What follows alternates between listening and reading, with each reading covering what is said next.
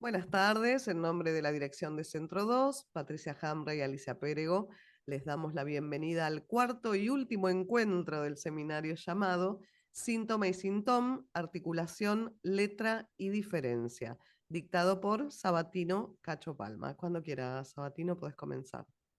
Bueno, buenas tardes. Vamos a dar comienzo a la última reunión. Eh, Tengo una serie de cosas anotadas. La idea es poder avanzar todo lo que pueda y hacer un corte en un momento, como hago siempre, para que me hagan preguntas. Pero en realidad es una hilación que tengo que me gustaría, como es la última reunión, poder bueno, hacerla de corrido. Entonces, veamos. Eh, Empiezo repasando un poquito los conceptos freudianos. Sí, empiezo con Freud. Freud nos propone que los síntomas nos dicen algo. Y ahí ya cambia todo. ¿Sí? Porque ya el síntoma, distinto que en la medicina, no es un signo de algo, sino que es algo que nos dice algo que no entendemos del todo. ¿Sí? Que nos dicen algo. Y que esto tiene otro sentido que el manifiesto. ¿Sí? Ah, Por eso es muy importante que ante un síntoma no caigamos en la tentación de traducirlo, esto quiere decir tal cosa, ¿sí? Como se suele hacer eh, habitualmente en la psicología casera, ¿no? Alguien tiene una reunión y le duele la cabeza, ah, bueno, es porque no querés ir a la reunión, no, bueno, espera, no lo sé. Sabemos que eso puede querer decir algo, pero no sabemos qué.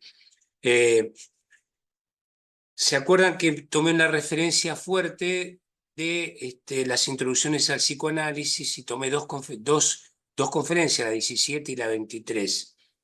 Le recuerdo algo, así al estilo Freud, que en una sola oración dice cosas magistrales, ¿no?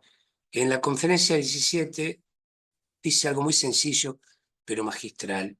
El síntoma es rico en sentidos y se entrama con el vivenciar del enfermo. Fíjense que en una sola frase habla de una riqueza de sentido, no de un sentido unívoco, habla de rico en sentidos, habla de un entramado que nosotros llamamos red significante, estructura significante, y habla de el vivenciar, ¿sí? Ah, Palabra importante para Freud. Freud sostiene mucho su escucha en esto que tiene que ver con las vivencias, ¿sí? ¿Qué sería la vivencia? Bueno, la vivencia no es solamente una experiencia, es el registro subjetivo de una experiencia, ¿sí? Es algo que le ha pasado a alguien en algún lugar o que le está pasando a alguien en un lugar.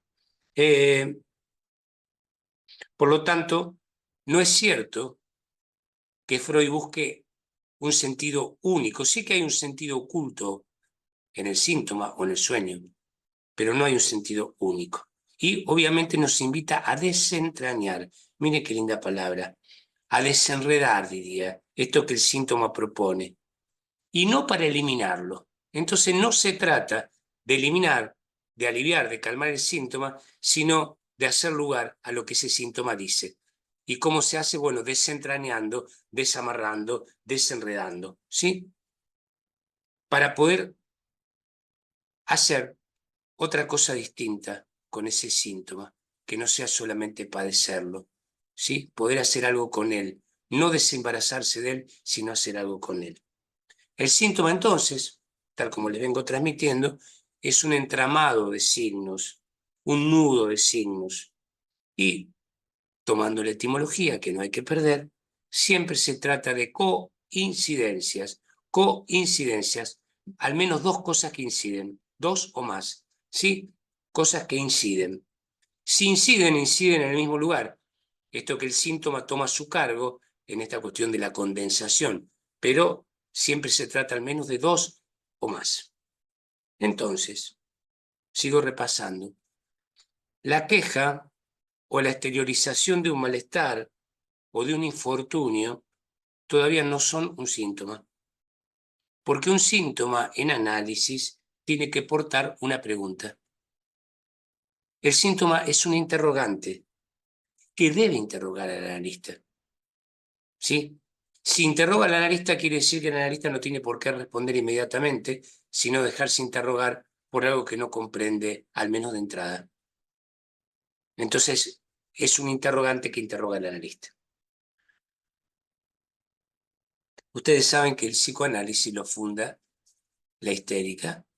La histérica, a partir de un movimiento revolucionario que hace Freud, cuando pasa de la observación fenoménica de Charcot, de la histérica como objeto de estudio, a escuchar lo que ella tenía para decir. Ahí nace el psicoanálisis, ¿no es cierto? ¿Qué le enseña la histérica a Freud? Bueno, que ella habla con su cuerpo. A ver, ahora no estoy... Si, las primeras histéricas que Freud escuche, las que va a ver con Charcot, son mujeres. Hoy la histeria no es patrimonio de ningún género ni de ninguna biología. De paso, tengo que compartir con ustedes lo desafortunada de la intervención de ayer del ministro de Seguridad y realmente de Justicia, perdón, el ministro, confundí con otra desafortunada, del ministro de Justicia, todo lo que dijo con respecto al género y a la sexualidad. De hecho, directamente planteó algo de principio del siglo pasado, que la sexualidad tiene que estar anclada en lo biológico.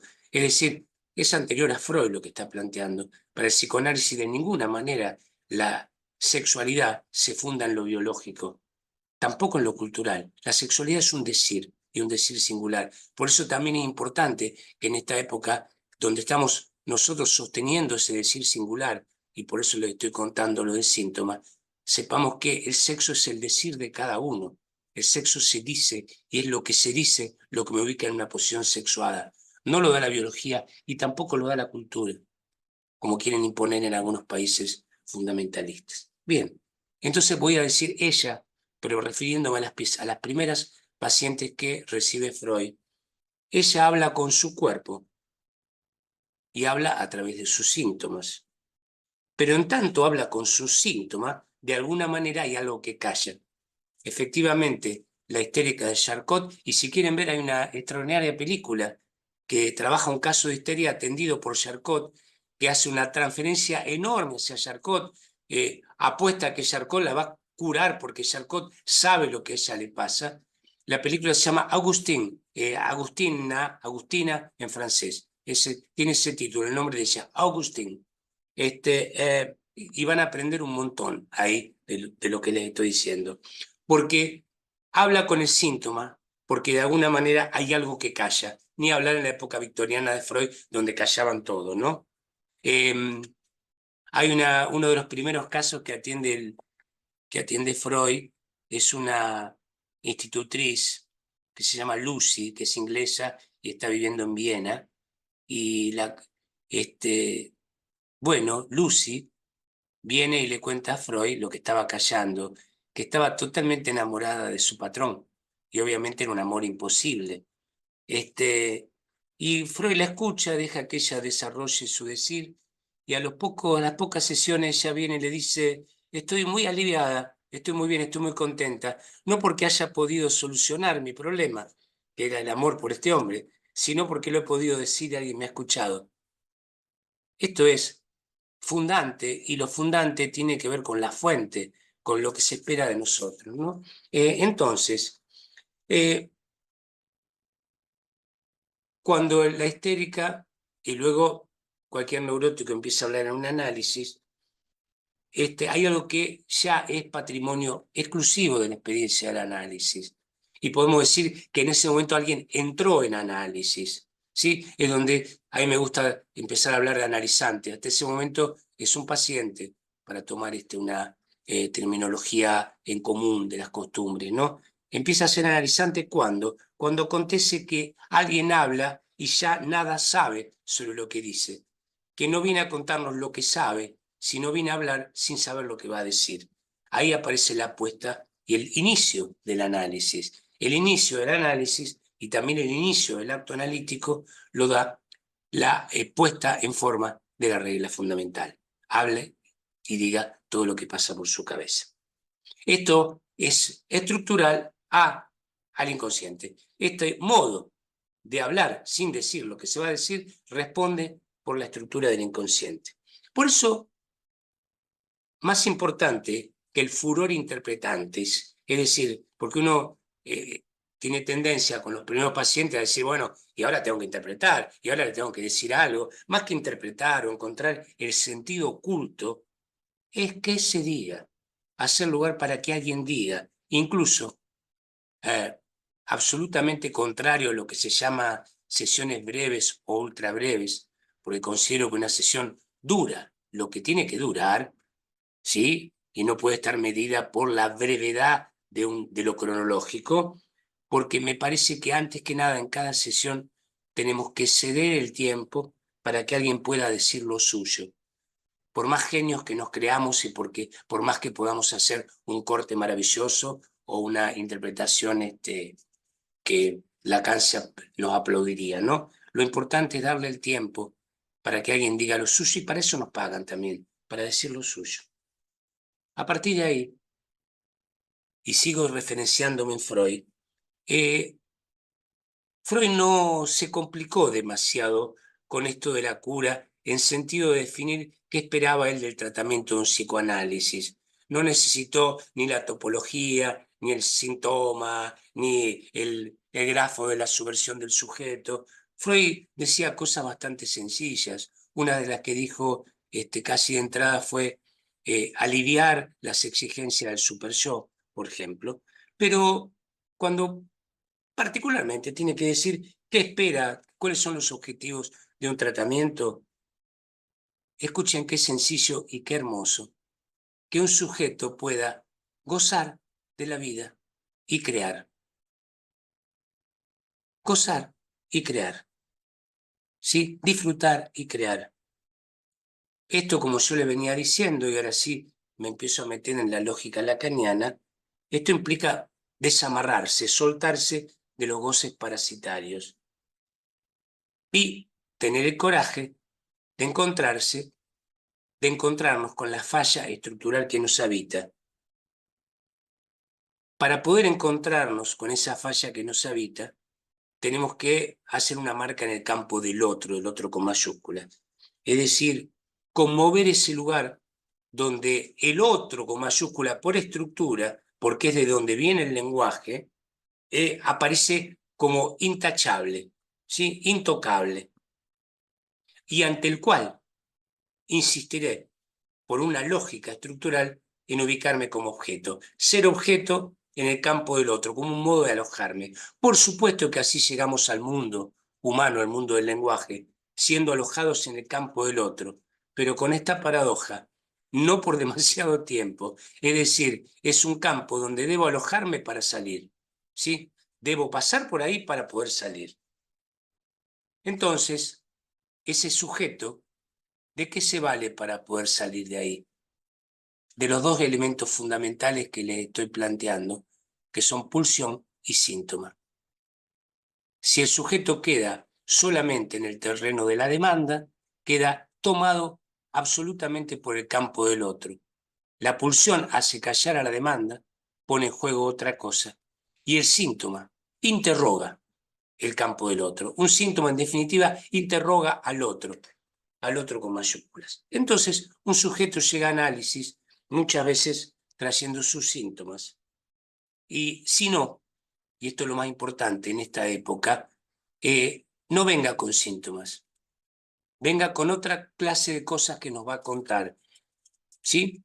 Pero que es nuestra tarea hacer de esos síntomas. Es decir, que aparezca el interrogante y aparezcan los síntomas, ¿sí? Por ejemplo, se van a encontrar con pacientes que le cuentan determinadas cosas que le pasan, que le preocupan, que le joden la vida de alguna manera, y en un primer momento la respuesta, bueno, pero yo soy así, siempre soy así, yo no voy a cambiar. Bueno, esto que a Freud no se le escapó. Freud lo llamó a esto carácter, ¿sí? Incluso neurosis de carácter, y diferenció la neurosis de carácter de la neurosis de transferencia. Nuestro trabajo artesanal consiste en hacer mutar, girar esto que podía ser un trastorno de carácter, o un rasgo de carácter, o una característica de alguien, transformarlo en un síntoma. ¿Sí? Porque un síntoma es lo que nos va a llevar a preguntas. La más famosa de todas es, no, soy así, sino ¿por qué soy así? Aunque el por qué es una de las peores preguntas, pero el sujeto se lo va a preguntar, ¿sí? Buscando la causa. Luego vendrá para qué, cómo es, ¿sí? Que son preguntas mucho más útiles y que cuando formo analistas, planteo que siempre no queden atados a la tiranía del por qué, que puedan preguntar cómo, cuándo, para qué, con qué tiene que ver, cómo empezó eso, etcétera, etcétera. Bien, entonces, aparecen los síntomas y aparece ese tropiezo, ese escollo que llamamos inconsciente. ¿Por qué es un escollo? ¿Por qué es un tropiezo? Miren, cualquiera de ustedes ha tenido la experiencia en análisis, que uno está contando algo, un suceso que necesita mucho contar por lo que fuera, porque fue maravilloso, porque fue un asco. Entonces viene con ta, y comete un lapsus. Y uno quiere saltarlo el lapsus, porque quiere contar lo que pasó esa noche o esa tarde. Y el analista dice, sí, pero escuché otra cosa acá, ¿qué pasó? Oh, bueno. En primer momento es un escollo. Aparece como un escollo, como una dificultad. Uy, ¿a dónde me va a llevar esto? ¿Qué dije, no? Porque aparte, cada tanto alguien de Iván dice, ¿por qué? ¿Qué dije? ¿Yo dije eso? ¿Sí? ¿Yo dije eso? Sí. Entonces, esto nos conduce, la formación del inconsciente, en este caso el lapsus, a que el sujeto se encuentra con que hay un ordenamiento que lo constituye que él no puede manejar, ni dirigir, ni gobernar. No puede ni manejar, ni dirigir, ni gobernar. Que no dispone de esto. Que esto funciona en un antes de todo pensamiento y en una anterioridad a que el sujeto pueda estar ahí. Por eso le decía, no hay sujeto del inconsciente. El inconsciente efectúa un sujeto. Bien, esto es decir, bueno, nos topamos en un análisis que hay el inconsciente y esto pone en juego, esto que Freud, ya le dije que eran equivalentes para Freud, va a llamar lo psíquico o lo anímico. Bien, el despliegue entonces de esta red en sus distintas y variadas cadenas hacen que los síntomas en nuestra práctica la guíen. Nuestra práctica la van ordenando los síntomas, son el ordenador. ¿Y por qué son el ordenador? Porque el síntoma es esa cuerda de lo simbólico que entra en lo real, ¿sí? Y que es por esa cuerda, por la vía de lo simbólico, que vamos a tratar lo real. Entonces, los síntomas apuntan a ese lugar enigmático, insondable, Roland Barthes lo llama lo incognoscible, en el que reside el núcleo de verdad subjetiva. La verdad subjetiva está en un lugar, esto también lo dice Lacan con una palabra muy rara, la verdad está en un lugar inasequible, ¿sí? Que no está ahí a mano, que no está accesible, que se nos escapa.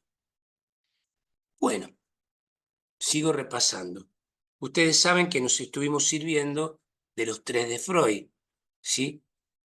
Hablamos de inhibición, síntoma y angustia, luego hablamos de privación, castración y frustración, y ahora le agrego hoy otro tres formidable, otro tres que está en Freud que es formidable y que también ordena nuestra práctica, que es repetir, elaborar y recordar.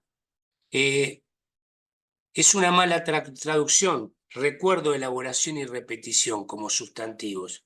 Son verbos, quiere decir que es la acción, que es la tarea que funda un análisis. Repetir, elaborar y recordar. ¿Por qué? Porque son los modos que tenemos de poder cercar esa falla que nos habita, ¿sí? Poder hacer algo con ese agujero.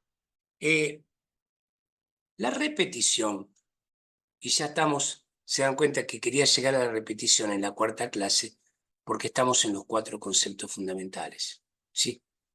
Hablamos de síntoma, ¿sí? Pero en relación a que a los cuatro conceptos fundamentales. Hablar de síntoma en análisis es poner en tensión los cuatro conceptos: pulsión, repetición, inconsciente y transferencia. Por eso el síntoma del que le estoy hablando es un síntoma en transferencia. Ya es un síntoma en transferencia. ¿Sí? Entonces, la repetición. En mi manera de trabajar es la repetición la que aporta al síntoma, este que se estructura en transferencia, su sello, su marca de origen, ¿sí? Su estatuto particular. Es del orden de la repetición. Fíjense y recuerden su propio análisis o los análisis que conducen, como alguien a la tercera, cuarta o decimaquinta vez que le vuelve a pasar algo similar, que no es exactamente lo mismo, pero que vuelve a pasar por algo que le evoca lo anterior, por eso es recuerdo, elaboración y repetir, dice, che, acá algo pasa conmigo, algo me pasa con esto. O el amigo, la mujer, el vecino, el socio, le dice, che, fíjate que, no, que te está pasando siempre. Porque a veces los amigos no tienen tanta paciencia, ¿no? No nos dicen, mirá, que... No, no, otra vez, flaco, lo mismo. Otra vez sopa, decimos en el barrio, ¿no? Bueno, la repetición entonces es ese sello que nos ordena en relación al síntoma analítico. Es lo que bien lo levanta en las repeticiones del orden de lo real, el síntoma en lo simbólico, lo real levanta eso simbólico con la repetición. Ahora, ¿todo síntoma es repetición? Sí, no sé, le respondo, no se me preocupen demasiado, hago preguntas que a veces respondo. ¿Todo síntoma es repetición? Sí. O sea que en el síntoma preexiste el estatuto de la repetición, que es del orden de lo real. Ahora, ¿toda repetición es síntoma? No, porque, otra vez, lo real que hace eje en la repetición tiene la pulsión y tiene el síntoma. La pulsión también es efecto de la repetición. Este famoso empuje de la pulsión está ordenado por la repetición. Entonces, ¿por qué es tan importante esto? Porque es la repetición la que nos obliga a una práctica con la estructura. ¿Vieron cómo estoy insistiendo con la estructura? Con la estructura del lenguaje y con el modo en que cada uno se las arregla con esto en la vida. Designa algo real que no es anterior al lenguaje. Acá hay también un error con esto de pensar lo real y después el lenguaje. No, es el lenguaje, lo simbólico, lo que funda un real, porque hay algo que donde el lenguaje no llega. Ese lugar donde el lenguaje no llega, donde lo simbólico no puede cubrirlo, hace que se despierte un real. Entonces, lo real tiene que ver con la existencia, ¿sí? Ya lo vamos a ver. Entonces, es un efecto del lenguaje, lo real. Por eso es cierto que en esta paráfrasis que hace Lacan de la Biblia dice primero era el verbo, ¿sí? Luego corrige Lacan, y es muy vivo en esto, porque va a decir primero es el rasgo unario. ¿Y el rasgo unario qué es? La primera inscripción simbólica, ¿sí? Que determina un real. Bien, la pulsión se anuda al síntoma. ¿Siempre? No siempre, también respondo. ¿Cuándo la pulsión se anuda al síntoma? Cuando pasa por el filtro del inconsciente. ¿Qué quiere decir que la pulsión pasa por el filtro del inconsciente? Que se lo dije en la primera reunión, que es tomada por la represión. Entonces, hablar de inconsciente en relación a la pulsión es poner en juego la represión. Es por la vía de la represión que la pulsión tiene que articularse al síntoma. ¿Toda la pulsión pasa por la represión? No. Lo dice Freud y Lacan no lo niega. Hay una vía donde la pulsión encuentra una otra satisfacción que no pasa por la represión, es decir, que no pasa por el filtro del inconsciente. Esa es la sublimación. La sublimación hay una operación donde la pulsión se las arregla con el objeto. en una cuestión opuesta estructuralmente a la lógica del consumo, porque el consumo, ¿qué te propone en relación a la pulsión? La adicción. La adicción es el cambio permanente de objeto, siempre un nuevo objeto. Esa es la lógica del consumo, que debes cambiar de objeto, ¿sí? Llámese lo que fuera, debes cambiar de objeto. La sublimación es un cambio en el objeto, no es cambio de objeto, sino un cambio en el objeto. Bien, entonces, tenemos por un lado el eso pulsional y lo reprimido e inconsciente, que ahora lo pongo en el mismo lugar, lo reprimido y lo inconsciente. Entonces, la repetición sintomática y la repetición pulsional. La repetición sintomática se apoya, se nutre, se combina con la repetición pulsional. Entonces, y acá ya lo sabía Freud porque hablaba de satisfacción, Lacan le va a llamar goce, goce a secas. Hablamos de satisfacción de la pulsión, goce de la pulsión, y hablamos de la satisfacción del síntoma y goce del síntoma. Entonces, la repetición es repetición de goce. ¿Qué goce se repite? ¿El goce traumático? No exactamente. Es el goce traumático como agujero el que funda la repetición, porque la repetición es repetir ese momento donde el sujeto puede perderse del campo del otro. Ese es el goce estructural, el goce a secas. Cuando Lacan habla de goce a secas, ya no habla ni de goce fálico ni de goce del otro, sino que habla de goce a secas. Está hablando de ese momento de separación, que el sujeto repite, porque en esa separación del campo del otro, ¿sí? Eso de caer del campo del otro como objeto, ¿sí? Está el advenimiento de un sujeto. Primero soy objeto A. Si caigo del campo del otro, soy objeto recto caído del otro. La repetición viene a celebrar ese momento de separación, ¿sí? Por eso es fundante y por eso hay un goce ahí. A ver, con leer detenidamente a Freud, acá descubrimos el estatuto del Fordá, del famoso Fordá que Freud observa en una nietita. ¿Sí? Esto de ser arrojado fuera, el fuera, ¿sí? Vean cualquier bebé, diviértanse dándole cosas y que las tire, y el goce que produce tirar, al arrojar las cosas afuera. Bueno, ese es el nacimiento del sujeto, alguien que queda arrojado fuera del campo del otro. Bien, los síntomas entonces, como venimos viendo, y sigo repasando, se ubican en relación a las distintas formaciones del inconsciente. Esto impone una regla. Si los síntomas son una de las formaciones del inconsciente, por regla del lenguaje, que yo le digo estructurado como el lenguaje poético, los síntomas se atenúan, cambian, se sustituyen por otros, hasta pueden desaparecer por completo. Hay síntomas que en el transcurso de un análisis desaparecen absolutamente y no queda ningún vestigio. Alguna vez, yo me acuerdo que, sí, pero ya no están. Y acá llegamos a la cuestión de lo que me gusta llamar síntoma.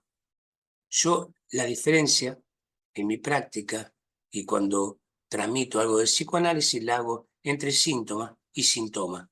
Como no puedo pronunciar la H, pero la H está escrita, cuento con la posibilidad de no acentuar, de no hacer una palabra esdrújula. Síntoma es una palabra esdrújula. Si yo digo síntoma, dejo de acentuarlo y con el acento estoy marcando una H que hace la diferencia, ¿no? Una H que es pura letra y me estoy aferrando, estoy sosteniendo la eficacia de la letra, encontrando un modo distinto de enunciarlo.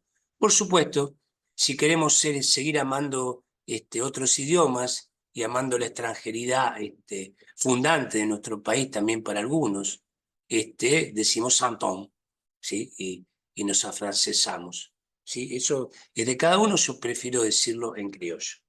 El síntoma, en cambio, sí, el síntoma, ¿sí? Síntoma. Si yo les digo que el síntoma radica en la formación del inconsciente, el síntoma tiene más que ver con lo real, no con lo simbólico, con el campo de lo real. Pero ¿con qué modo de cercar lo real? Bueno, con el deseo. El deseo tiene una cara real, que tiene que ver con el objeto A, que también tiene una cara real, tiene que ver con lo real del deseo. ¿Y qué es lo real del deseo? La causa. No el objeto de deseo, sino lo que causa el deseo, la causa. Bueno, el síntoma tiene algo de irreductible e invariante, lo contrario del síntoma. No se puede suprimir el síntoma y es de alguna manera incurable, ¿sí? Atahualpa contaba riéndose, Atahualpa Yupanqui iba a cumplir los 80 años, recordaba que su madre le decía, bueno, hijo, es tiempo de que ya se deje de joder con la guitarrita.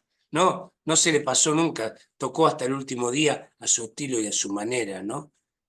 Después voy a dar otro ejemplo muy fuerte de esto. El síntoma es del orden de lo que no se me pasa, casi del orden de lo que no podría ser otra cosa. Bien, pero esto sería una cualidad de un sujeto, contar con un síntoma, que es lo que hace, ¿sí? En su vida o a lo que se dedica. Es mucho más que esto, porque lo que Lacan descubre al final de su obra, que ese síntoma tiene una función estructural que va a llamar cuarto nudo y que tiene que ver con la función de mantener, estabilizar y reanudar la estructura borromea. Es decir, es algo que viene a cuidar la estructura, que no se rompa, ¿no? Que no se rompa. Aquí también Lacan tiene que dividir aguas en relación a la psicosis y a la neurosis para poder sostener que es necesario construirlo en la psicosis como cura, como tratamiento posible en la psicosis, cuando éste no se ha dado espontáneamente. Es decir, nos podemos encontrar con alguna psicosis que cuentan al menos con un esbozo de síntoma. Ahí se trata de, bueno, saber que mientras tengan eso, esto lo va a ordenar. Tocar el piano, por ejemplo. ¿Sí? Que mientras el sujeto tenga un piano y pueda tocar el piano, eso lo va a estabilizar. Bien, eso en la psicosis. Pero, oh, sorpresa, también pasa a ser un elemento importante en el fin de análisis de una neurosis, porque es el elemento reanudante. ¿Sí? Porque resulta que cuando él dice que los neuróticos son irreventables, no es que no revienten, es que no quedan reventados, es que encuentran un modo de reanudar. Este modo de reanudar no es sin el síntoma. Entonces hay una eficacia del síntoma, una eficacia que se encuentra en lo más íntimo de cada sujeto, que tiene que ver con lo simbólico, pero que no se funda en lo simbólico. Tiene que ver con lo simbólico, ¿sí? En tanto con qué lo va a hacer, con esas marcas de lo simbólico, ¿sí? Pero no es estrictamente del orden de lo simbólico. Es decir, cuenta con la eficacia de lo simbólico, pero enuncia lo real, cerca lo real, ¿sí? Ah, un artista pinta, ¿sí? Un plástico en un muro, pinta ese muro, ¿sí? Si han tenido la oportunidad de estar en Berlín, lo que queda del muro de Berlín son todas obras maravillosas de artistas. El verdadero derrumbe del muro no es poder pasar al otro lado, es la pintura, porque la pintura agujerea el muro, agujerea la pared. Ya no veo una pared, veo otra cosa. Veo otro mundo ahí, ¿no? Como dice Cortázar, ¿no? La vuelta al día en 80 mundos, ¿sí? Ahí aparecen otros mundos ahí cuando uno perfora la pared, ¿no? Con una obra de artista, es decir, crea un agujero. esto tendría mucho que ver con el síntoma. El síntoma entonces también es del orden de lo necesario, pero con la diferencia que no es posible eliminarlo. Por lo tanto, es un punto irreductible en la estructura. ¿Sí? ¿Por qué? Porque el síntoma viene a corregir un punto de falla, viene a atar algo que si no se suelta, ¿sí? Corrige el punto de falla evitando que eso se suelte. Entonces, ¿hay falla subjetiva? Sí. ¿Qué es la falta en relación a la falla? Bueno, es el modo objetivo que tenemos de soportar esa falla. Va a aparecer la falta una y otra vez en el sujeto porque hay una falla que permanentemente nos obliga a hacer algo con ella. Y ahí aparecen las distintas maneras de encontrarnos con la falta. ¿Sí? ¿Dónde se hace presente la falta? En cualquier formación del inconsciente. El inconsciente trabaja, elabora para hacer algo con esa falla subjetiva y transformarla en distintos modos de la falta. Entonces, cualquier formación del inconsciente es una elaboración de esa falla, es un trabajo sobre esa falla. Ese es el famoso trabajo de los sueños, un trabajo con esa falla. Bien, el síntoma es algo más que esto. Es el modo en que cada uno puede inventar para afrontar las vicisitudes de la vida. Un modo de saber arreglárselas. Sí, y acá voy a ser muy preciso en esto. Cuando empiezo a trabajar con alguien que supongo una psicosis, porque bueno, porque aparece algo, una fractura evidente en su lazo social, porque bueno, puede venir con un delirio, o pueden aparecer algunos fenómenos elementales, algo que me hace sospechar una psicosis. Lo que más me interesa de entrada es saber cómo se las arregla. Y habitualmente un psicótico viene a vernos, muchas veces porque lo mandan o porque no le queda otro remedio que ver qué le va a decir un psicoanalista, pero muchas veces viene porque con esto, con lo que se la venía arreglando muy bien, no se la puede arreglar más. Hay algo que lo ha desestabilizado, ¿sí? Venía más o menos peleándole la vida, arreglándoselas, y algo lo desestabiliza. Me acuerdo un caso que le tomé muchísimo cariño de un profesor ilustre de una facultad de aquí, que se las arregló muy bien, pero que desencadenó una serie de síntomas persecutorios horripilantes, el hecho de que su hijo había avanzado tan fuertemente en la ciencia que lo había superado y que había conseguido una distinción muy importante y se iba de la ciudad y lo dejaba solo.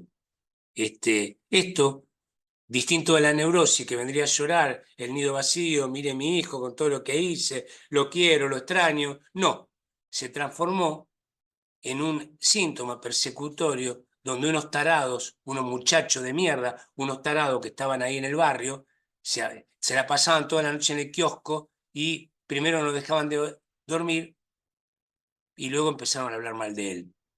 Ahí en el momento donde él empieza a pegarse a la ventana y a estar atento a lo que dicen los muchachos del kiosco, es donde empieza a disparar un delirio persecutorio, ¿sí? Que no tenía freno en ese momento.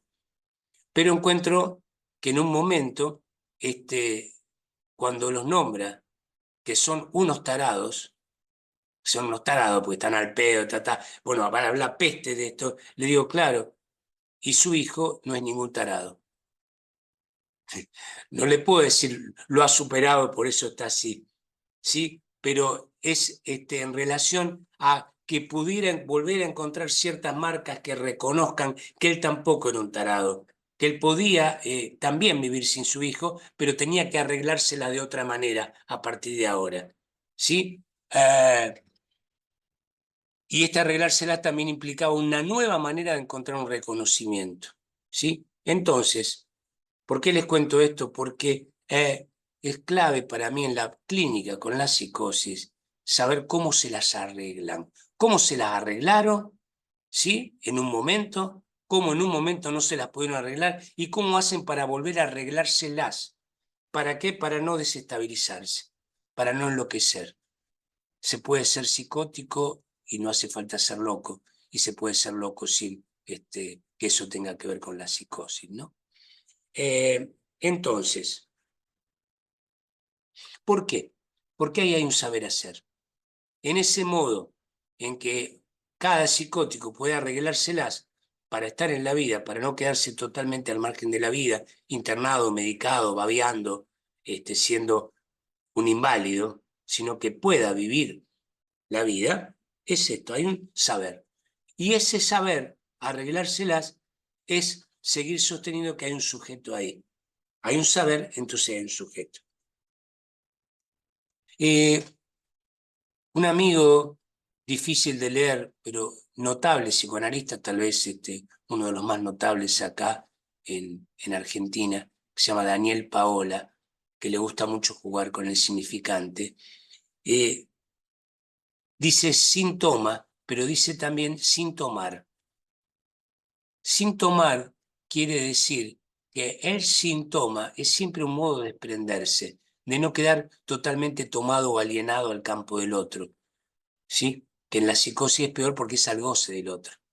Se dan cuenta cuando yo les cuento de un momento donde estos muchachos, estos tarados del kiosco, están gozando con él, ¿sí?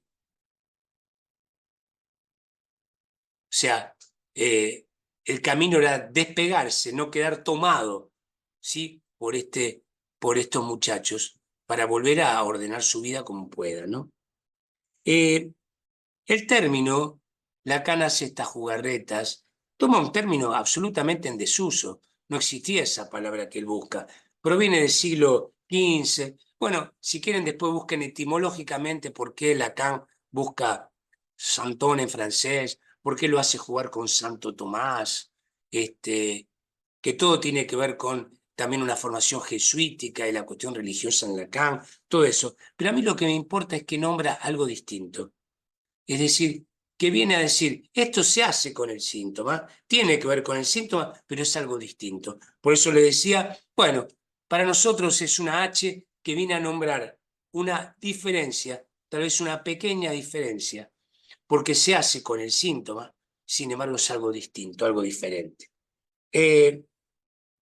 Y decía que viene a corregir una falla, y si no, ante un nuevo desanudamiento de lo que nadie está exento, ninguno de nosotros puede saber qué circunstancia nos va a desanudar y en qué momento, pero sabemos que eso puede ocurrir, ¿sí? Opera en relación al reanudamiento.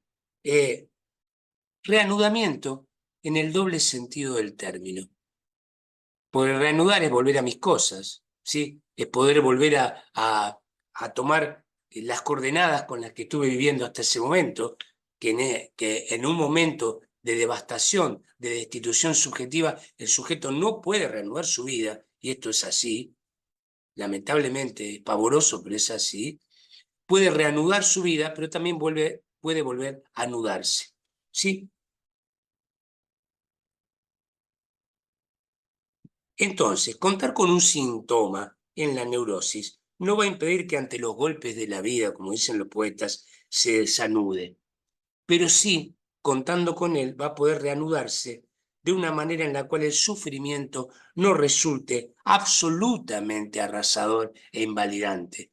Es decir, que no nos quedemos boludos para siempre, o locos para siempre, o tirados en la cama para siempre. Entonces acá sí, cuando le quería dar un ejemplo notable de síntoma, me voy a valer del gran poeta Juan Gelman. Juan Gelman en un momento pertenece al movimiento Montoneros, se exilia, en el exilio renuncia a Montoneros, queda atrapado allá en Italia con algunos amigos y su poesía, y estando afuera en exilio, le desaparecen a su hijo, a su nuera y a su nietita. que la recuperó hace muy poco con ese tiempo de democracia que hubo en Argentina, porque se trató con seriedad el tema de los derechos humanos. Él pudo recuperar a su nietita que estaba en Uruguay.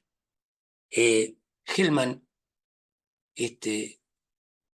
sufre lo más atroz que le puede pasar a un hombre, no solamente perder un hijo, que ya es terrorífico, sino que se lo desaparezcan junto con toda la familia, ¿no?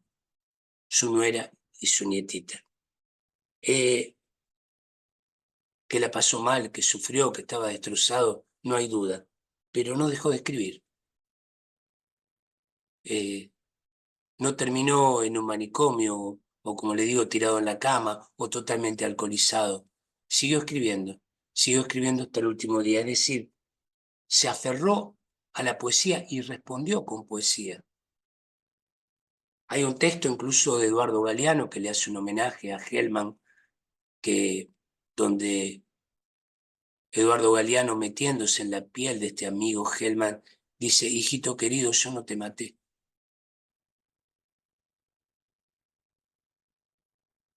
Bien, entonces, síntoma es un cuarto anudante. Entonces, ¿el nudo es de 3 o es de 4? Y Lacan, como siempre, nos hace esas preguntas paradojales que nos hacen pensar y trabajar. El nudo es de 3 y es de 4. Sí.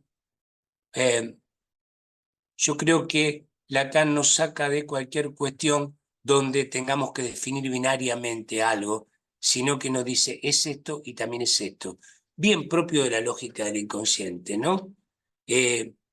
Por eso hoy si leemos un sueño, ya no podemos decir seguramente no es mi madre, decía el paciente. ¿Quién es esa señora? Seguramente no es mi madre. Entonces Freud decía, seguramente es tu madre, que es un pensamiento binario. Hoy podemos decir, seguramente es tu madre y seguramente no es tu madre. Es tu madre y no es tu madre. Esta es la lógica del inconsciente, que dice que A puede ser A y puede ser no A al mismo tiempo. Donde no hay esta identidad aristotélica, A es igual a A. Entonces, el nudo Borromeo son 3, sí, son 3 aros, 3 toros, pero también son 4. ¿Por qué? Porque está el cuarto nudante, sí, pero hay un primer 4 que funciona en el nudo. Si ustedes lo dibujan, le pondrán color, y el color ya es un cuarto. Y si los nombran, al ponerle color, al nombrar RSI, ¿sí? Estamos produciendo un cuarto que es la nominación. La función de nominación hace de 4. Son 3 que devienen 4 cuando los nombro, real, simbólico, imaginario. Entonces, el síntoma es algo que tiene que ver con la nominación, ¿sí? Por eso, si alguna vez quieren o tienen ganas, lo trabajan conmigo o con quien quieran, o en un grupo que armen ustedes. El seminario 23, el síntoma, es un seminario a nombre propio, a nombre de James Joyce. Joyce hace su nombre sin que ese nombre se lo dé un padre, se lo hace solo, ¿sí? O sea que el síntoma Joyce, ¿sí? Como nombre propio, es hacerse un nombre, ¿sí? Bien, entonces, el síntoma señala la falla y la repara. ¿Dónde? Ahí donde está la falla, no en cualquier lugar. Como suplencia, ¿sí? En la neurosis. ¿Suplencia de qué? De un nombre de padre que siempre es insuficiente. Porque ¿por qué los neuróticos nunca estamos tranquilos? ¿Por qué hay malestar? ¿Por qué hay síntomas? ¿Por qué sufrimos? ¿Por qué nos duele tanto la vida?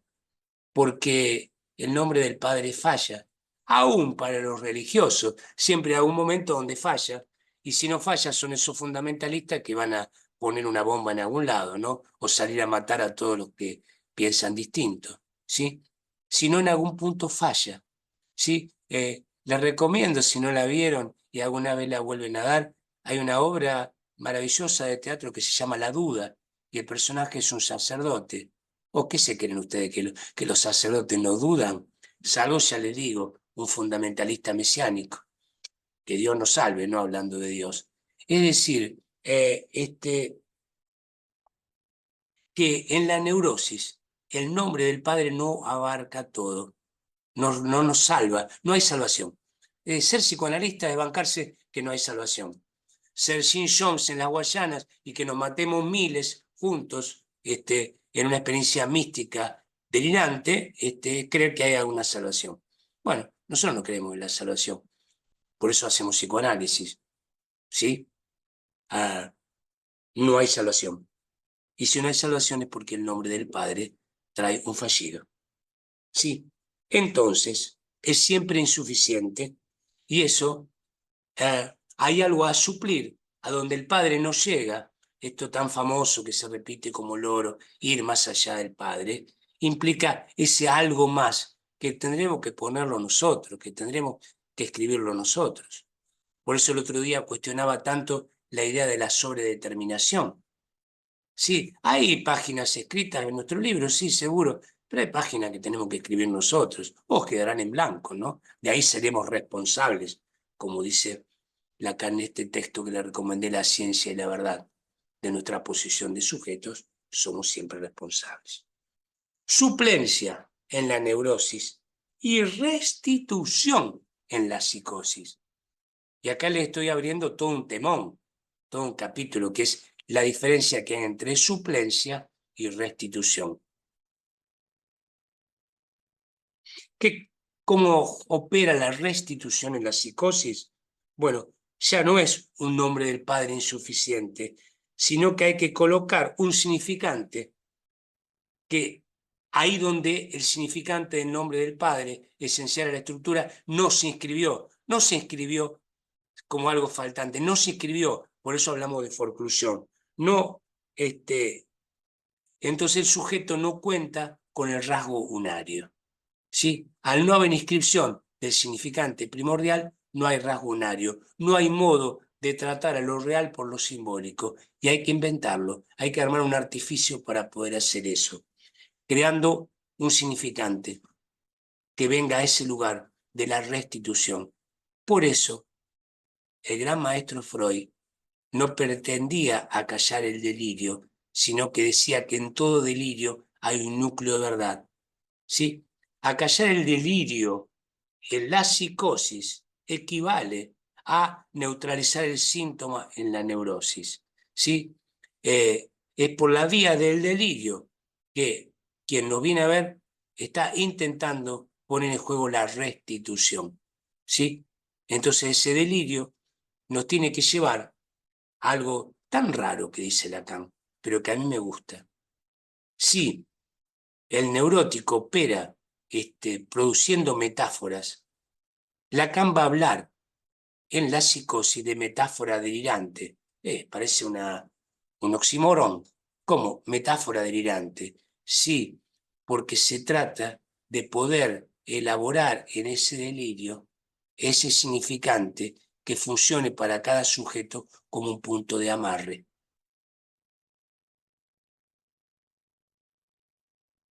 ¿Sí? Esto es lo que operaría al modo de síntoma, ¿sí?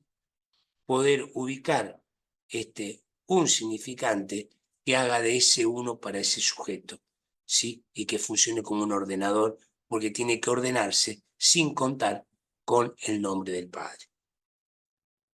Entonces, la suplencia es un agregado, un refuerzo, si se quiere, a lo ya escrito, y se cuenta con el rasgo unario.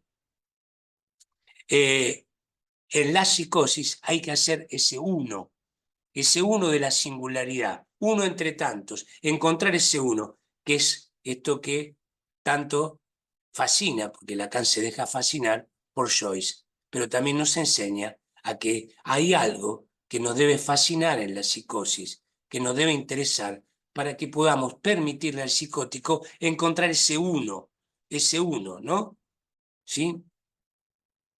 Ese uno que tiene algo así que en el dicho popular sería toca el piano como nadie. ¿sí? Vamos a un restaurante, te voy a llevar, viniste a conocer mi ciudad, te voy a llevar a un restaurante donde hay un pianista que no vas a poder creer que esté tocando en un restaurante, ¿sí? Esta es la película Shine, Claroscuro se llamó aquí. Efectivamente, uno de los más grandes músicos, concertista de piano, estaba tocando en un restaurante, porque así podía vivir, ¿sí? Si tenía que dar conciertos internacionales, no le daba la estructura, se desanudaba. Se anuda con una historia de amor y tocando en un restaurante, siendo brillante, pero tocaba como nadie. Ahí encuentra ese uno, ¿sí? Bien, entonces, si hablamos de restitución, hablamos de psicosis, y se trata de restituir un elemento esencial a la estructura, con el que no se cuenta, ¿sí? Y ya no hay tiempo de escribirlo. Este es el concepto, es decir, no hay tiempo de volver a escribir el nombre del padre. Hay que restituir con un significante nuevo, creado e inventado. Bien. Y vamos ahora a la psicosis que tanto nos enseñó a los psicoanalistas, que es la paranoia, ¿no? Que sería como la histeria enseña a intervenir en la neurosis y la paranoia, vía Schreber para, para Freud y vía luego a varios pacientes que atiende Lacan. En la paranoia también hay un nudo de tres, pero no es un nudo Borromeo, es lo que se llama un nudo de trébol. ¿Cuál es la diferencia entre el Borromeo y el nudo de trébol? Que en el nudo de trébol hay continuidad entre los tres registros. Se pasa de un registro a otro en continuidad. No pueden diferenciarse. Real, imaginario y simbólico no se diferencian, entran en continuidad. Por eso es tan espantosa la experiencia del paranoico, porque no puede diferenciar los registros, entran en una espantosa continuidad. Por eso establecen una misma y única consistencia. ¿Cómo opera Freud ahí? Bueno, opera tratando de ordenar no lo simbólico, porque es un imposible, porque no se cuenta con el rasgo, sino lo imaginario.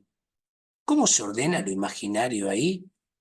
Para que tenga un estatuto, empezar por un registro que tenga un estatuto. Me quiere mucho, poquito y nada, desarmando, deshojando la margarita. Este me quiere, este me odia, no me quiere, yo lo odio, me odia, con las cosas del querer, con las cosas imaginarias, ¿sí? Que tienen que ver con todo este juego que propone Freud.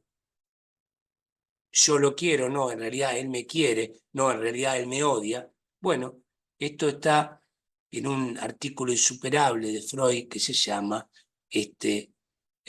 los mecanismos comunes en los celos, la paranoia y la homosexualidad. Ahí Freud está trabajando sobre el nudo de trébol, sobre el nudo de tres. ¿Qué define entonces a que el Borromeo sea Borromeo? ¿Qué hace que haya propiedades en cada uno de los registros? Bien, la consistencia en lo imaginario, la existencia en lo real y el agujero en lo simbólico. Sí, entonces, la otra alternativa de cura en la psicosis, mientras tratamos de armar un síntoma, es que su imaginario consista en algo. ¿Sí? Dice Spinetta, bajan que es un momento de absoluta melancolía en Spinetta. ¿Sí? Tengo tiempo para saber si lo que sueño concluye en algo. ¿Sí? Es decir, cómo esto hay que apelar a una consistencia. ¿Y cómo se apela a esa consistencia? Me quiere mucho, poquito, nada. El vecino, la mamá, la empleada, el compañero de algo. Sí.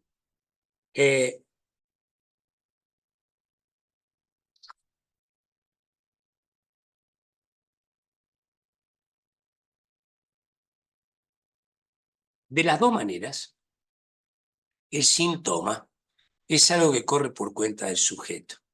No hay ningún padre ningún maestro, ningún sacerdote que te pueda dar un síntoma.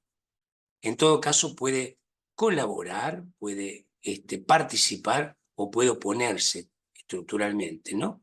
El padre que le va a prohibir escribir en la pared, ¿sí? Pero es algo que va por cuenta del sujeto. Entonces, volviendo a este camino del síntoma al síntoma, es un saber hacer de cada uno, pero ¿con qué? Con el síntoma. Es un saber hacer con el síntoma, con lo más propio. Es decir, el síntoma se escribe, se borda con los trazos que un sujeto va produciendo, ¿con qué? Con su saber hacer ahí. Su saber hacer ahí no lo sabemos. Eso tenemos que investigar. Pero en algún lugar hay un saber hacer ahí con. Tiene que ver con el estilo, sí, pero decanta de un estilo. Es más que un estilo. Sí. Así como le decía, está el carácter, claro que tenemos nuestro carácter, pero el carácter es algo cristalizado, ¿sí? El síntoma decanta del estilo, el síntoma, perdón, decanta del estilo y el síntoma decanta del carácter, ¿sí? Por eso tampoco nos equivoquemos acá, es un saber hacer que se liga con el arte, que los artistas nos enseñan, pero no es solamente síntoma con la expresión artística, es la manera más común que tenemos de graficarlo, porque es más sencillo. Pero se trata de un saber hacer con la vida que implica esto que decía Freud, poder gozar en algo de la vida, poder saborear en algo la vida, ¿sí? Encontrarle un gusto. Y también, acá voy a tomar un término que Lacan usa en los dos seminarios, en el 22 y 23, que acá está traducido como desembrollarse. Es una buena palabra, desembrollarse. ¿Vieron cuando decimos, tal es denso, es complicado, es jodido, es pesado, se va a venir? Sí, es porque alguien que está demasiado embrollado. Es nuestro modo de percibir en el lazo, que esto es fundamental, el lazo social, y que es de lo imaginario, sí, que está demasiado embrollado. Pero podemos traducir, desembrollar, usando esta lengua tan fecunda que tenemos nosotros, desenredar, aclarar, desenmariar, desenmarañar, esclarecer, dilucidar. Todo eso son operaciones que hace un analista.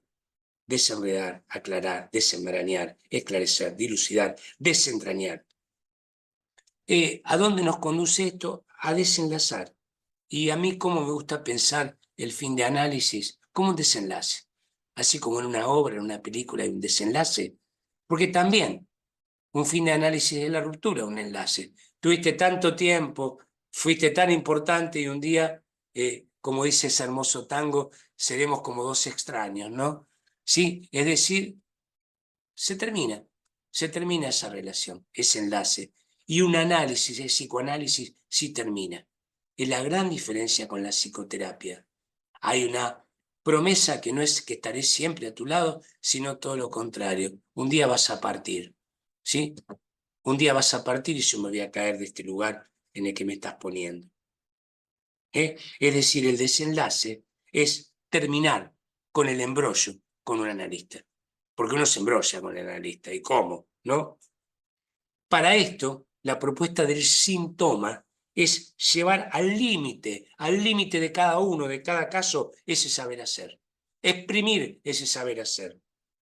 Pero, y acá viene entonces, los tres que promueven un síntoma, que es un saber hacer en el límite, es un paso de escritura, ¿sí? Una escritura no tiene por qué ser alfabética, es un trazo. Puede ser alfabético, si es del orden de la poesía, de un texto, no hace falta ni siquiera que lo publique, bastaría con que alguien escriba un diario íntimo y eso pueda funcionar como ese uno y como tengo aquí el ejemplo, lo tengo a mano en mi consultorio, adoro, porque finalmente me entrega ese diario que alguien puede escribir en años de análisis, ¿no? Que funciona como letra, alfabético, pero si no, es un paso de escritura con cualquier otro lenguaje, ¿sí? Y ya le digo, a veces es artístico y a veces es un jardín en tu casa, ¿sí? Saber hacer, un paso a la escritura, y tercero, un modo de experimentar, ¿se acuerdan lo que yo les planteaba? El otro goce. No el goce del otro, al cual sucumbo, el cual me pasa por encima, sino ese otro goce desprendido, desamarrado del campo del otro. ¿Sí? Ese otro goce que se escribe como el significante que falta en el otro con mayúscula. Bien. En ese seminario 23 dedicado a Joyce, Lacan, por las dudas, por si no lo entendieron todo esto, directamente va a un término freudiano y habla del lapsus del nudo. ¿Cómo lapsus del nudo? ¿Qué dice Lacan? ¿Qué se fumó? No, no, está diciendo hay algo que falla en el nudo. En todo nudo hay algo que falla. Entonces, por propiedad borromea, si algo falla, se suelta un registro, se sueltan todos, porque esto es la propiedad del nudo borromeo, una ley del nudo borromeo. Algo falla o patina en cualquiera de los registros, imaginario, simbólico o real, y se suelta y el sujeto se desanuda. Entonces, la propuesta del síntoma es operar ahí donde aparece la falla. Ya le decía en la primera clase, aceptar ser psicoanalista es aceptarnos y trabajar con seres humanos que venimos todos fallados. ¿Sí? El paranoico Schreber decía hombres hechos a la ligera. Y sí, a ver, parece que si nos creó Dios no se tomó tiempo, no fueron suficientes 7 días. Tal vez hubiera necesitado 70 o 700, pero nos dejó mal hechos, mal terminados. Algunos pensamos que nos da la oportunidad de que nos sigamos haciendo. Bueno, está bueno, ¿no? Porque ¿quién soportaría estar totalmente hecho? Nos vamos al sobre cuando estamos totalmente hechos. Dejamos de jugar. Sí, pero bueno, esto que venimos fallado de fábrica, ¿no? Entonces, si el síntoma, no el síntoma, da cuenta de lo que no anda en lo real, eso que no anda se sostiene como se puede, se soporta el lenguaje. ¿Cómo hacemos con lo que no anda en nuestra vida? Hablamos, falamos, sí, pero nos encontramos con un problema. Lo simbólico no puede cubrir todo lo real. Lo simbólico no es suficiente para dar cuenta de lo real. ¿Y qué es lo real? La existencia, el dolor de existir, la vida. ¿Sí? Lo simbólico ahí aparece insuficiente. Aparece el agujero en lo simbólico para dar cuenta de la existencia. El no todo, también en la lógica. Entonces, es ahí donde el síntoma, no el síntoma que se les hable, toma un estatuto particular en nuestra práctica, que es lo que intenté transmitirle, ¿sí? Y porta un modo de goce. Para terminar, quería contarles esto, por ahí fui un poco rápido, pero ahora vamos a tener 15 minutos para dialogar.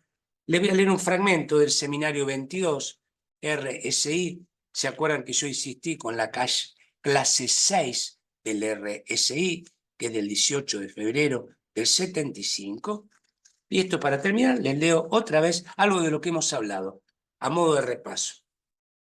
Si hacemos del hombre no ya lo que vehiculiza un futuro ideal, sino si lo determinamos por la particularidad en cada caso de su inconsciente y de la manera en que goza de él, el síntoma queda en el mismo lugar en que lo ha puesto Marx, pero adquiere otro sentido. Pero adquiere otro sentido, dice Lacan. No es un síntoma social, es un síntoma particular.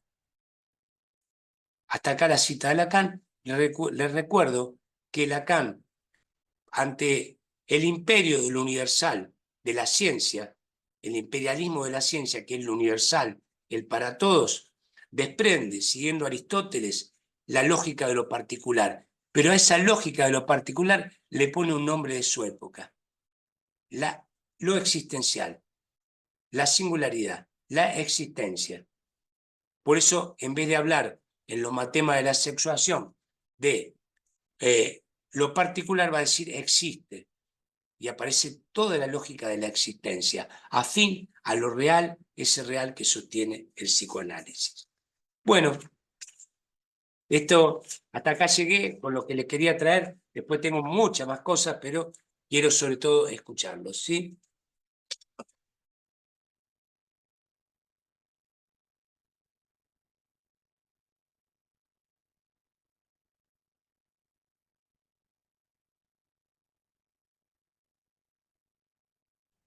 Les recuerdo a los participantes que aquel que quiera hacer una pregunta, comentario, simplemente puede o tiene que activar su micrófono y puede hablar.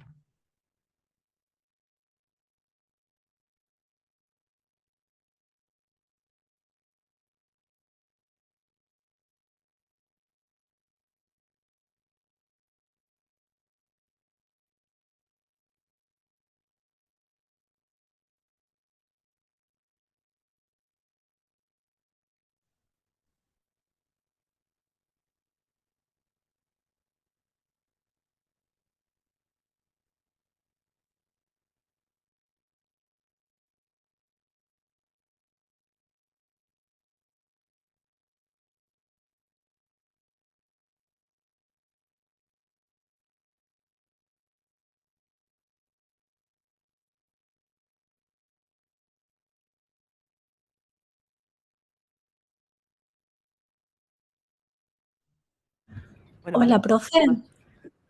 Sí, Hago una hola. consulta. Llegué a notar, hablabas de los tres que se promueve hacer con el síntoma y el primero no lo llegué a notar. Anoté el segundo, saber hacer con la escritura en diferentes lenguajes. El tercero, que es un modo de goce, un otro goce desamarrado del campo del otro. Y el primero Sí, se me es un escapó. saber, el primero es un saber hacer con, y esos Ah, bien. puntos suspensivos son fundamentales, ¿no? Sí, porque no está predeterminado ese saber hacer, ¿sí? Si bien pone en juego algo del orden de la vocación y la sublimación, no tiene que estar determinado por algún amo, por algún padre, por algún sacerdote. Es un modo del sujeto, un saber hacer propio del sujeto, con lo que sea, ¿sí? Como dice la canción, la vida te da sorpresas. Muchas veces nos vamos a sorprender, y lo bueno que es eso, con que alguien encuentre ahí donde sabe hacer y con lo que sabe hacer, ¿sí? Incluso hasta puede ser algo muy disparatado, pero el sujeto se puede servir de eso para, bueno, para estabilizarse. Clarísimo. Muchas gracias. Gracias a vos.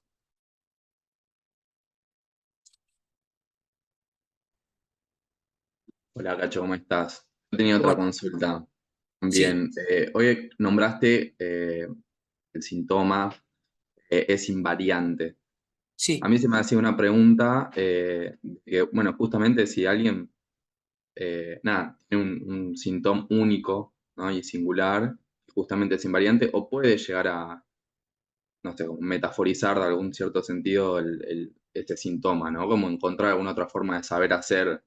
eh, Singular, ¿no? Y alejada de un goce más mortificante, sino, no sé si puede existir una multiplicidad de síntomas, o es un único y invariante y es como muy singular cada uno que no puede cambiar jamás, sino uno puede ir creando y descubriendo nuevas cosas que lo amarren o lo ajusten, ¿no? bien.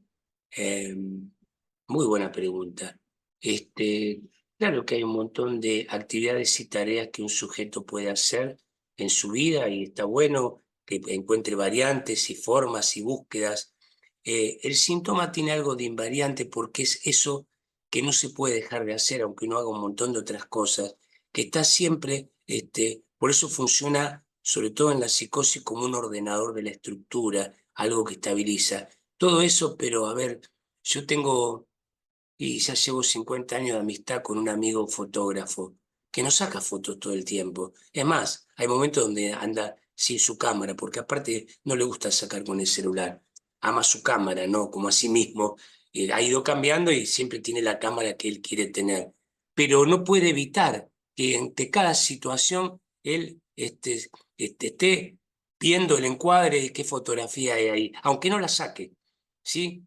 Es decir, ordena, su mundo aparece ordenado desde que es mucho más que un amor o una vocación. Es su modo de mirar el mundo, ¿no? Es como si hiciera todo el tiempo así, aunque no haga falta que haga así o clic, pero está, o supongamos un loco, porque más loco que Dalí, de los artistas que conoció, más loco que Van Gogh, pero ha pintado cosas totalmente diferentes, ha hecho esculturas, ha hecho grandes cosas y pequeñas cosas. Su casa mismo es toda trabajada por él, ¿no? Pero hay un montón de variaciones ahí. Pero lo que no podía era dejar de hacer eso, dejar de traducir en algo plástico todo el infierno en el que vivía, ¿no? De hecho, no sé cuántos saben de Dalí, pero Dalí solamente podía aspirar al goce sexual masturbándose, pese a que tuvo una compañera que lo acompañó hasta el último día de su vida, Gala. Pero en lo concreto no cogía con Gala. Si, yo estuve en la casa de Dalí ahí en Porligat, en España, y tenían, de hecho, cuartos separados, pero siempre estuvo haciendo obra, siempre. Ya te digo, desde un cuadro para exponer a una exposición a trabajar en la pared de su cuarto, o con un tronco que aparecía en el patio. Y en ese sentido, entiendo que son conceptos bastante diferentes, ¿no? Pero cuando vos nombrás que el síntoma te ordena la vida, es una forma de mirar al mundo, a mí se me viene enseguida el concepto de fantasma, ¿no? Como la fantasmática de cada uno. ¿En qué difiere tanto? ¿No? Si ambos cumplen un poco, entiendo que uno es mucho más fálico y el otro tiene que ver con lo real, pero medio que cumplen esa función, ¿no? Como de ordenar la vida de uno. Claro, lo que pasa que las dimensiones del síntoma, no del síntoma y del fantasma, eh, dan cuenta de un sujeto capturado en el campo del otro, ¿sí? Ah, hay un modo de poder aspirar a ciertos goces de la vida, ¿sí? Que es soltarse, desamarrarse del campo del otro. Y entonces en ese punto el síntoma eh, logra que un sujeto pueda hacer lo que se le canta, ¿sí? Como decimos en el barrio, y disculpen, lo que se le canta el culo. ¿Cómo poder hacer que alguien pueda hacer lo que se le cante el culo? Solamente es porque ha podido desembarazarse del fantasma. Si me van a querer, si no me van a querer, si me van a aceptar, si no me van a aceptar, ¿cómo voy a quedar con esto?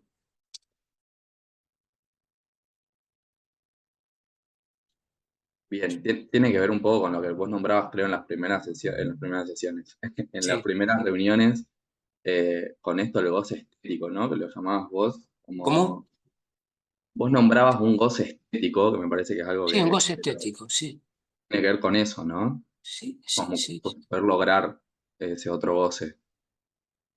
Sí, sí, sí, porque el síntoma es un modo de goce, ¿sí?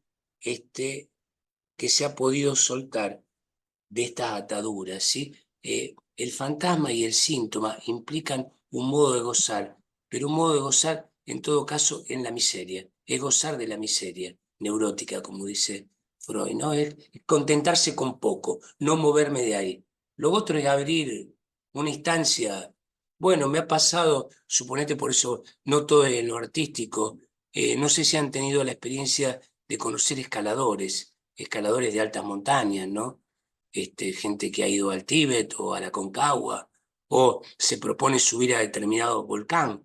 Es decir, no hay nada explicable ni racional ahí, pero hay algo que los empuja a eso, ¿no?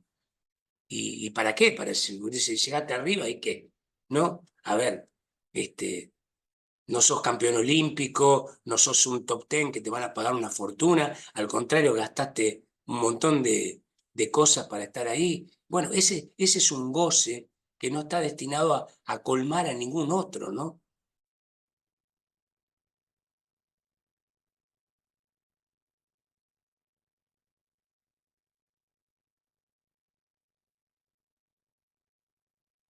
Gracias.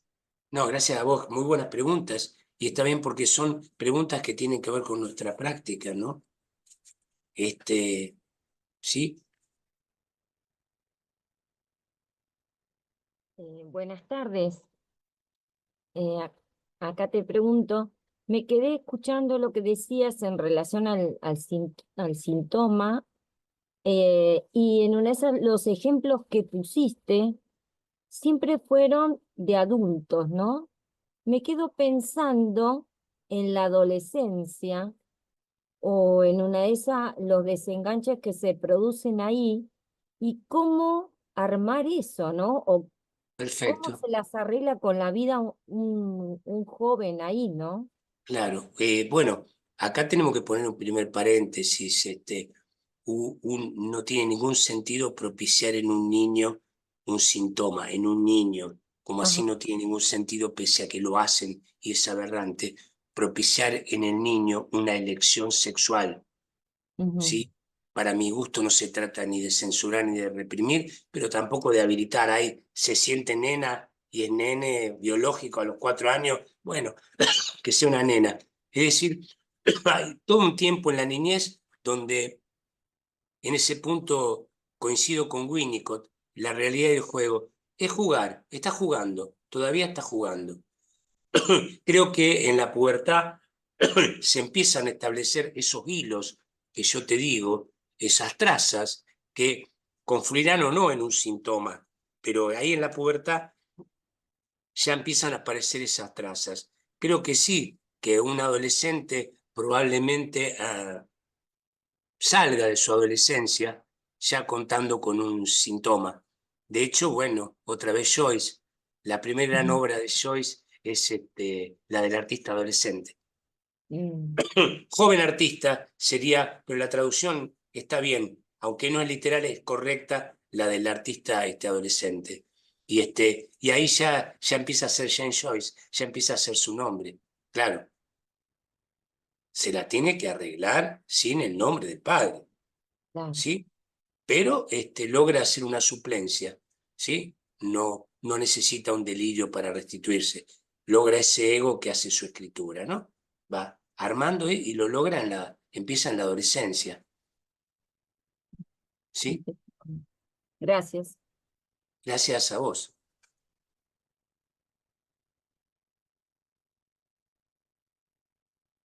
No me salía la palabra retrato, vaya a saber por qué. Retrato de un artista adolescente. La palabra es retrato. Y esa sí está traducida literalmente.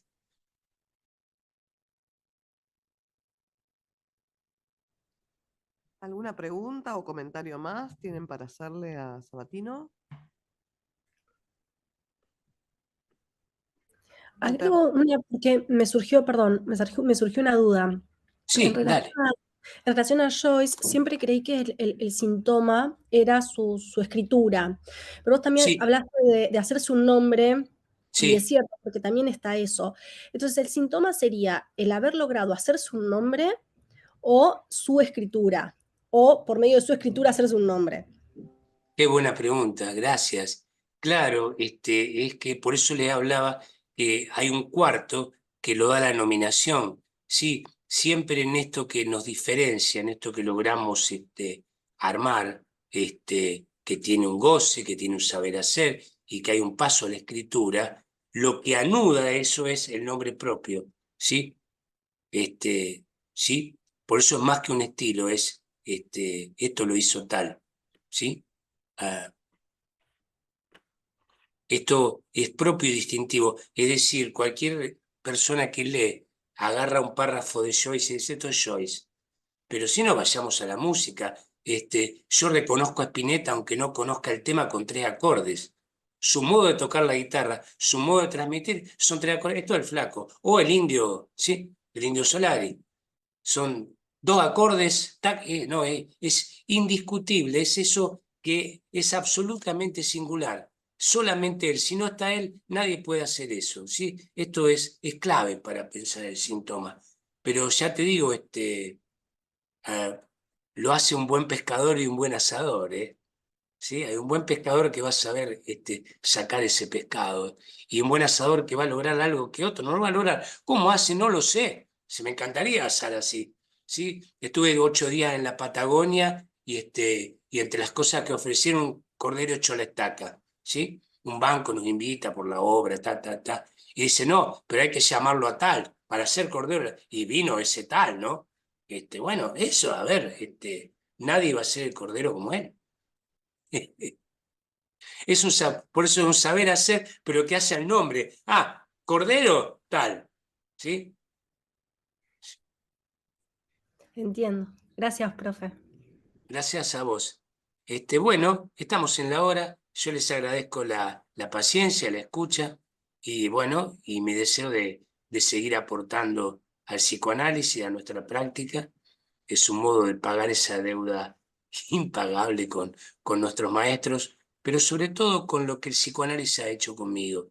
¿Sí? Mi deuda es con lo que el psicoanálisis ha hecho conmigo, ¿no? Y ver, por eso a mí me interesa mucho más que dar cuenta de alguien lo suficientemente analizado o lo suficientemente formado. Es esto de lo que quiero hacer con el psicoanálisis, lo que estoy dispuesto a hacer, ¿sí?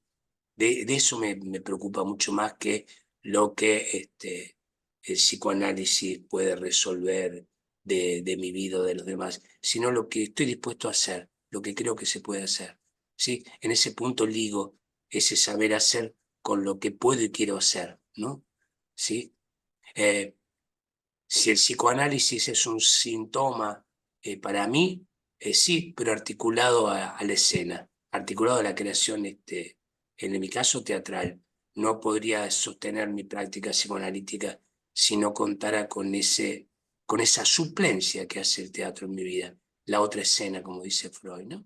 Siempre requiero de la otra escena. Y por eso también me permito transmitir a mi modo estas cosas, ¿sí? Contando siempre con esa otra escena, con ese recurso. Bueno, te Bueno, agradecemos Gracias, mucho, Cacho. esperamos Gracias, muchas verte gracias. pronto. bien, ¿por qué Eh, no? Seguro. Así que, Gracias. bueno, las Muchas puertas gracias, abiertas del profe. Centro 2 para Muchas vos. gracias, Cacho. Hasta muy Gracias. pronto. Gracias. Luego. Gracias, profe.